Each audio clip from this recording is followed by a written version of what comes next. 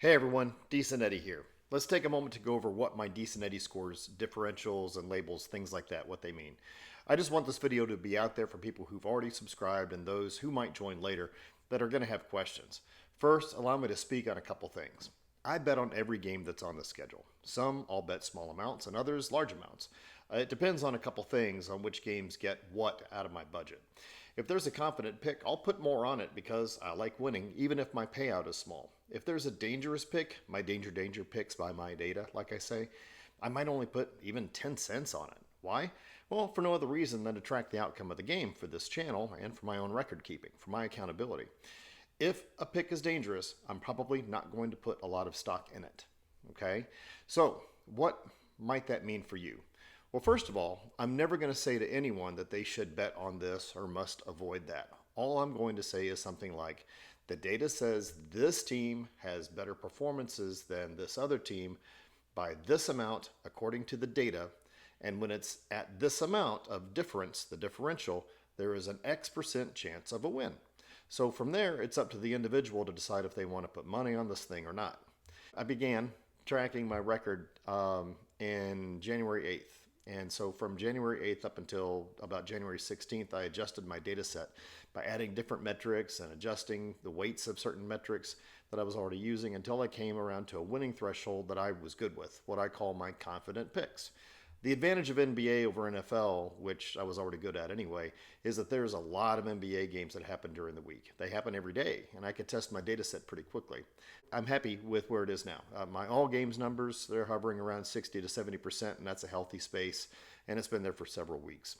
What I would do if I were me, listening to me, is I'd hear decent Eddie confident pick, and I'd go and I'd look at the matchup news on that game by reading USA Today or Bleacher Report or ESPN or somebody, and see what they have to say about that matchup. Then I'd read the injury reports for that game for both teams, and if I heard good old Decent Eddie said this was a confident pick for Team X, and the matchup news and injury reports don't say anything in them that would point to the game being wildly weird because of some injury or a change in pattern or strategy, then I'd go ahead and put a decent amount of money on the thing while staying within my budget.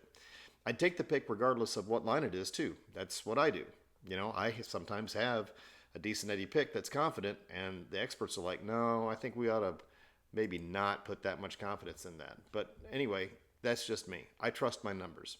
So like if I hear that or danger or suboptimal, if I wanted to put a little money on a thing or two, I'd consider those, danger or suboptimal, but I'd probably read more than just one source on that matchup, and I'd read a little bit more news on those games and to help me get a consensus that would help guide me on my decision on whether I'd throw money at the thing or not.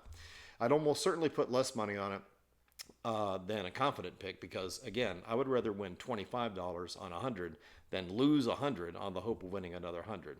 I'm about small growth, safer picks, going by the data, and the news and injury reports to help give me confidence on what I'm putting my money on.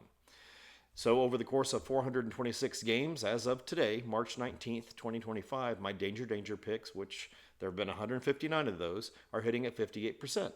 My suboptimal picks, there have been 105 of those. I'm hitting at 68%.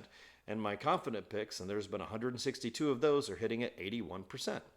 But yes, results will have some variance, which is why I'll always recommend being smart with your money by budgeting and never going over it, and being smart with your picks by using data along with at least reading one matchup and injury report.